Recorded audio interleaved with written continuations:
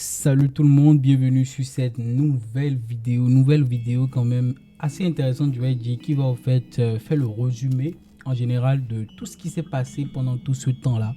Effectivement, ça fait très longtemps que j'ai eu à faire des vidéos et cela est dû à une raison spécifique, c'est que j'étais au fait à fond sur des projets, je vais dire, et surtout le projet qui nous tient à cœur, je vais dire. Si vous vous rappelez bien, il y a exactement 5 mois aujourd'hui que j'ai au fait commencé. Je vous ai parlé d'un problème que j'ai actuellement et que je n'ai pas trouvé de solution assez fiable pour au fait résoudre ce problème-là. Donc ça m'a amené au fait à me pencher, je vais dire, dans le développement d'applications mobiles et voir un peu comment au fait corriger ce problème-là. Bref, résoudre le problème comme moi je le visualise. Je le visualise autant que moi. Donc, au fait, je me suis mis au fait à mettre en place déjà une première chose, les maquettes du projet. Donc, je remercie les personnes qui m'ont au fait aidé à mettre en place les maquettes, qui m'ont permis un peu de me projeter un peu sur le projet aussi. Et donc, mis à part ça, on a passé au code de l'application. On a codé l'application de A à Z. Donc on a mis en place tous les écrans de l'application, donc que ce soit l'inscription à passer par la partie onboarding, c'est-à-dire comment ça marche, et la partie inscription, connexion, mot de passe, ainsi de suite. Bref, tout ça, en fait, on a mis en place tous ces écrans. On a mis en place toute la partie sécurité et tout ça pour en fait valider les comptes des utilisateurs. On a mis en place la partie création, donc pour créer des annonces, ainsi de suite sur l'application. Et on a terminé maintenant par le fait de pouvoir en fait gérer tout ce qui a rapport au paiement sur l'application. Donc je rappelle un peu sur l'application, la force de frappe ici à la base, c'est de pouvoir permettre aux personnes de pouvoir vendre des kilos et de pouvoir en fait ici récupérer leurs sous en toute tranquillité. Ok. Donc en contrepartie, ce qui va se passer, c'est que les personnes en fait qui effectuent des réservations chez ces personnes qui vendent des kilos, eux ils sont sûrs et certains que leur colis arrive à destination en toute sécurité. Donc aujourd'hui, comme je l'ai dit, on va faire le récap un peu parce que voilà, c'est la fin d'année. Je trouve que c'est quand même important de pouvoir en fait retracer un peu tout ce chemin là et parler des nouvelles objectifs pour 2025. Okay. Déjà, première bonne nouvelle, je vais dire, c'est qu'on est à 3000 abonnés sur la chaîne, même que je ne publiais pas. Ça fait vraiment chaud au cœur. Ça veut dire que voilà, plusieurs personnes ont rejoint la communauté. Voilà, je tiens quand même à vous remercier pour ça. Donc deuxième bonne nouvelle, c'est que l'application, comme vous l'avez vu dans la précédente vidéo, ça fait 5 mois que j'ai fait une vidéo, mais depuis tout ce temps il y a beaucoup d'améliorations. L'application a été validée par Apple. Donc ça déjà c'est une très bonne nouvelle parce que bon, ça a été super chiant pour ces gens d'application. Il y a beaucoup de vérifications en arrière-plan. Donc Apple au fait a validé l'application. Donc après ça au fait, qu'est-ce qui s'est passé, c'est qu'on a enchaîné au fur et à mesure des optimisations sur l'application. On a eu nos premiers utilisateurs. Donc tout ça, je vais vous parler de ça tout au long de la vidéo. Ça serait une vidéo un peu longue, mais restez jusqu'à la fin parce que je suis sûr et certain que vous allez beaucoup apprendre. Et en plus, ce qui est intéressant, c'est que je vais partager des chiffres et surtout, je vais au fait vous faire mon retour d'expérience par rapport à cette application que j'ai réalisée avec mes équipes, je vais dire. Donc aujourd'hui, actuellement l'application est en ligne. Ça fait exactement 7 mois maintenant que l'application est officiellement disponible et accueille plusieurs personnes qui s'inscrivent sur l'application, que ce soit des curieux, que ce soit des personnes qui ont réellement besoin de créer des annonces ou carrément de pouvoir en fait effectuer des réservations. Donc ça c'est super intéressant. Donc après ça, aujourd'hui, nous sommes quand même vraiment à une belle avancée, je vais dire. L'application est en train de grandir en maturité, que ce soit côté optimisation produit, côté retour utilisateur pour en fait développer des fonctionnalités. Donc, je vais en fait basculer sur mon écran là, ok. On va en fait parcourir un peu d'abord c'est quoi l'application, comment ça marche, et après je vais vous parler un peu des chiffres qui ont été générés avec cette application déjà de 1. Le nombre de réservations aussi qui ont été effectuées grâce à cette application. Donc on va un peu balayer tout ça. Donc on passe sur mon écran et je vous présente tout ça. Let's go. Alors là on est sur ma machine. Donc déjà ici comme vous le voyez, c'est quoi en fait l'application? L'application s'appelle Skilo. Donc S-K-I-L-O. Donc le S c'est pour sell, ça veut dire vendre. Kilo ça veut dire vendre des kilos, tout simplement. Alors qu'est-ce que permet de faire Skilo? En fait Skilo permet de mettre en relation deux personnes, un transporteur et un expéditeur, c'est-à-dire quelqu'un qui voyage et quelqu'un qui a besoin au fait d'envoyer un colis à une destination précise. Donc l'application permet au fait de connecter les deux. En gros, c'est exactement comme fonctionne Airbnb. Je pense qu'il n'y a même pas de différence au fait. Donc ici, l'idée, c'est de pouvoir mettre en relation les personnes. Ces personnes, au fait, peuvent s'échanger des services et à la fin, chacun est content. Et en contrepartie, le transporteur, lui, il rentabilise son voyage. Et l'expéditeur, qu'est-ce que lui fait? Lui, il arrive au fait à envoyer son colis à destination à moins de coûts. Donc en fait, l'objectif principal au fait qui m'a amené au fait à mettre en place cette application, c'est que il y avait plusieurs applications qui existent, qui font exactement ce que je viens de dire, mais la manière dont ces applications gèrent, la transaction, j'ai pas vraiment aimé, ok. Donc moi, au fait, j'ai mis en place comment ma vision, je vais dire, du truc, et on a au fait peaufiné ça avec mes collaborateurs pour que cela soit vraiment, je vais dire, plus optimisé, plus sécuritaire pour chacun des deux parties. Donc, alors, Skillo, c'est exactement ça. Actuellement, Skillo, c'est uniquement ça. Permettre à des personnes de pouvoir, en fait, envoyer et recevoir leur colis en toute sécurité. Maintenant, comment, au fait, ça s'est passé après la suite, lorsque l'application a été mise en ligne? Comment la partie client et tout ça, comment, au fait, on a fait pour fédérer des utilisateurs? Et c'est là que on passe par la communication. Donc, on aura beau avoir le meilleur produit, comme on le dit, si on n'a pas, au fait, des personnes qui téléchargent l'application, qui, au fait, nous font des retours, on ne pourra jamais l'optimiser. Donc, ce qui m'a amené, moi et je vais dire avec mes différents collaborateurs, à travailler sur la communication, quoi. Donc travailler sur la communication, pour moi, c'est quoi, en fait? C'est pouvoir, en fait, cibler les users, leur dire de se connecter, de s'inscrire sur l'application. Donc d'une part, renvoyer les utilisateurs à s'inscrire sur l'application. Donc ils s'inscrivent sur l'application, ils valident leurs informations et ainsi de suite. Donc ce truc là, ça a été totalement résolu. Donc on a aujourd'hui des utilisateurs qui viennent s'inscrire sur l'application pour un but précis, soit acheter, soit vendre des kilos. Alors ce problème il est résolu, c'est-à-dire effectivement des gens s'inscrivent sur l'application, il n'y a pas de souci. Mais maintenant on a été confronté maintenant à une deuxième difficulté, qui est que les gens ne réservent pas. Parce qu'un utilisateur qui vient effectivement sur l'application, il arrive au fait à créer son compte, à valider son compte et aussi à créer son annonce. Donc on avait plein d'annonces sur l'application, mais il y a aussi ce problème qui revient à chaque fois, c'est-à-dire on n'a pas des réservations, on n'a pas les personnes au fait qui viennent effectuer des réservations sur l'application. Du coup, moi, en fait, j'ai mis en place plusieurs outils qui me permettent de pouvoir traquer ce que font les utilisateurs. Donc, je vais vous parler de ça tout au long de la vidéo. Donc, ces outils me permettent en réalité de pouvoir, en fait, voir étape par étape où est l'utilisateur, qu'est-ce qu'il fait sur mon application, quel écran il consulte, ainsi de suite. Et je me suis rendu compte d'un truc intéressant. Un truc intéressant, surtout sur la partie visuelle. Alors, qu'est-ce qui se passe? C'est que la plupart des utilisateurs viennent sur l'application, mais ils valident, c'est-à-dire ils trouvent un nombre de kilos qui l'intéresse, ils veulent réserver, mais il reste bloqué sur la dernière page, la page de paiement.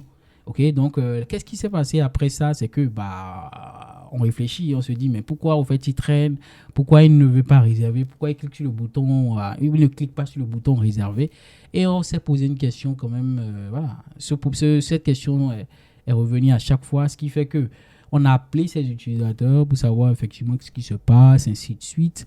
Et c'est là qu'on a compris quelque chose, c'est que le visuel est super important lorsqu'on crée une application mobile. C'est-à-dire, au fait, il ne faudrait pas que l'utilisateur ait de doute sur ce qu'il va faire.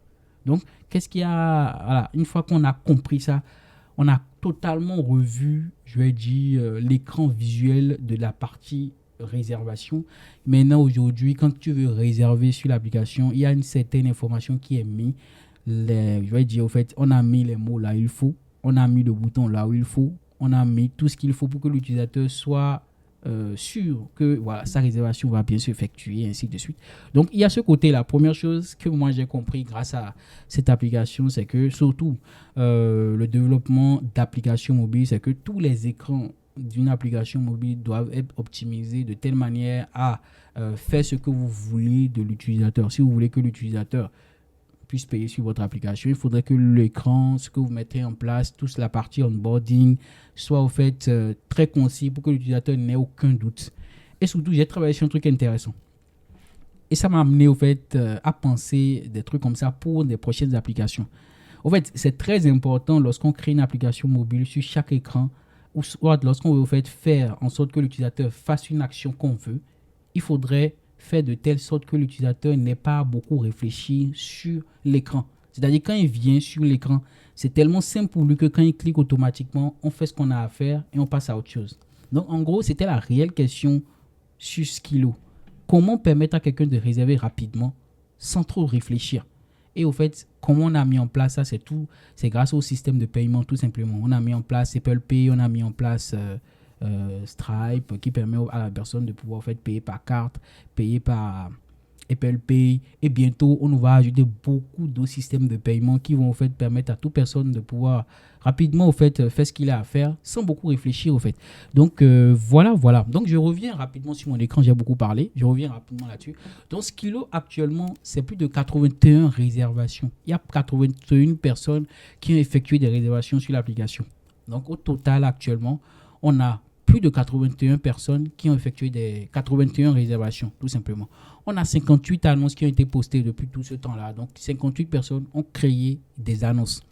Ensuite, on a 17 avis clients. Donc 17 personnes ont pu faire un retour sur Apple Store. Donc je vais le montrer tout à l'heure là. Ils ont pu faire un retour là-dessus, dire ce qu'ils pensent de la solution, comment l'optimiser, ainsi de suite. Et sur Skillo, on a vu passer entre 1500 et 3000 euros. Donc en réalité, ça, c'est pas de l'argent qui a été totalement gagné sur Skillo, c'est de l'argent qu'on a vu transiter grâce à Skillo, c'est-à-dire plusieurs personnes ont réservé, ainsi de suite. Donc le cumul de toute cette somme-là, au fait, c'est entre 1500 et 3000 euros. Ok, alors donc c'est un peu ça. Donc Skillo, ça consiste à quoi? Ça, je l'ai expliqué. Comment créer une annonce sur l'application. Bref, vous savez, il faut juste créer un compte, valider son compte et voilà, on peut créer maintenant l'annonce sur l'application. Comment on fait Skillo assure la sécurité concrètement? Donc ici, on utilise plusieurs systèmes de sécurité, que ce soit la validation par mail, la validation par numéro de téléphone et la validation des pièces d'identité. Voilà. Donc on utilise un système au fait assez puissant qui permet de pouvoir le faire, une intelligence artificielle qui permet de pouvoir le faire. Donc pour valider ces pièces d'identité tout simplement. Alors comment peut-on faire concrètement de l'argent avec l'application? Bon, comment on fait de l'argent avec? On crée son annonce, on optimise son annonce au max, on a plein de réservations, on accepte les réservations, on livre le colis à destination et on récupère son argent, tout simplement.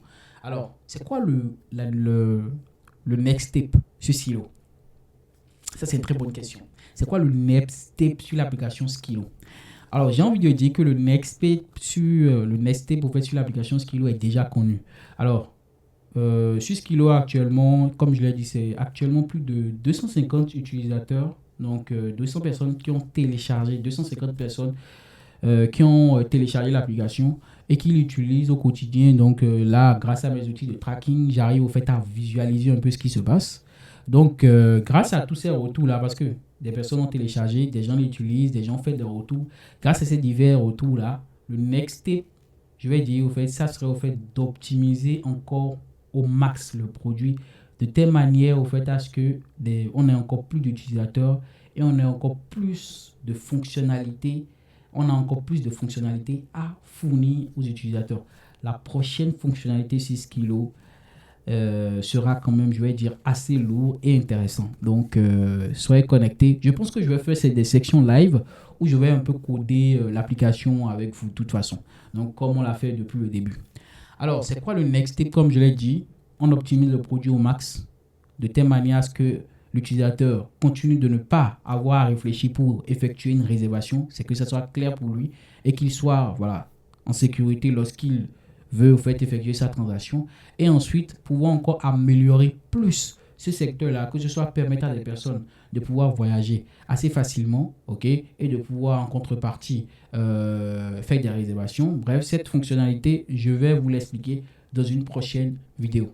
Alors, donc comme vous l'avez vu, je vais repartager cette partie-là pour l'aperçu, je vais dire un peu général de ce qui a été généré. Comme je l'ai dit, c'est plus de 2500 euros qui ont été, qui ont été passés sur l'application. Il y a plusieurs qui ont réussi, il y a d'autres qui n'ont pas été capturés, remboursés. Donc, bref, cette partie, c'est une statistique, comme vous le voyez là, c'est du 2 juin 2025 au 26 décembre 2025. Donc, au total, c'est 2583 euros qui a été généré. Je tiens quand même à être transparent parce que vous avez vu code, vous m'avez vu vous faites coder le truc du début jusqu'à la fin et voilà un peu ce que ça a généré. Alors qu'est-ce que ça m'a appris? Parce que je tiens quand même à partager ça avec vous. C'est vrai que j'ai pas eu le temps de faire des vidéos par rapport à tout ce qui a été développé là-dessus. Mais sincèrement, ce que ça m'a appris, pour être très transparent avec vous, c'est le côté au fait applicatif. Au fait, j'ai l'habitude de faire des tutoriels sur YouTube et après j'ai arrêté. Si vous avez remarqué, il y a un bon moment maintenant, je fais plus de tutoriels de formation pour expliquer des fonctionnalités et tout ça, développer des trucs. Non. Je trouve qu'une application actuellement, hein, le domaine du développement d'applications, des tutoriels sur YouTube est un peu, je vais dire, révolu. Révolu pourquoi? Parce que vous verrez au fait très peu de personnes faire des tutoriels voilà, de formation, ainsi de suite. Pourquoi? Parce que l'intelligence artificielle nous permet de pouvoir aller vraiment beaucoup plus vite actuellement.